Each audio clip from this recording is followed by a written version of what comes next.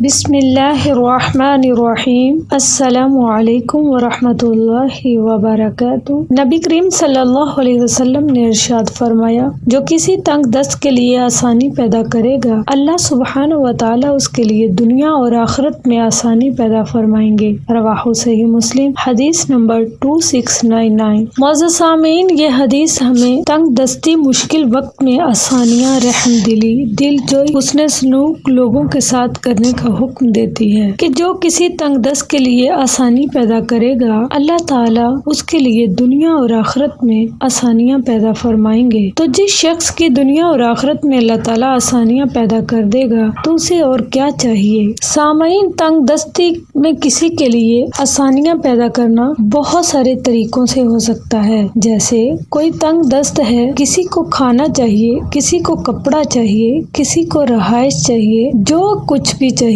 جس طرح سے بھی کوئی انسان تنگ دست ہے، اس کے لیے جس طرح آسانی پیدا ہو سکے اس کے لیے کرے۔ اور اس سے یہ بھی مراد ہو سکتی ہے کہ ایک انسان مقروض ہے کسی کا اور وہ قرضہ ادا نہیں کر سکتا، اور اسے تنگ نہ کیا جائے، اس کے لیے بھی آسانی پیدا کیا جائے، اسے مہلت پر مہلت دی جائے، بار بار مہلت دی جائے۔ تو ایک حدیث میں یہ بھی ہے کہ نبی کریم صلی اللہ علیہ وسلم نے فرمایا، جو مقروض کو مہلت پر مہلت دیتا ہے، اس کے لیے آسانی پیدا کرتا ہے، تو اللہ تعالیٰ ہر دن کے لیے اس کو صدقے کا ثواب دیتے ہیں۔ اللہ تعالیٰ سے دعا ہے، اللہ تعالیٰ ہم سب لوگوں کے لیے آسانیاں پیدا کرنے کے لیے چن لے۔ آمین ثم آمین۔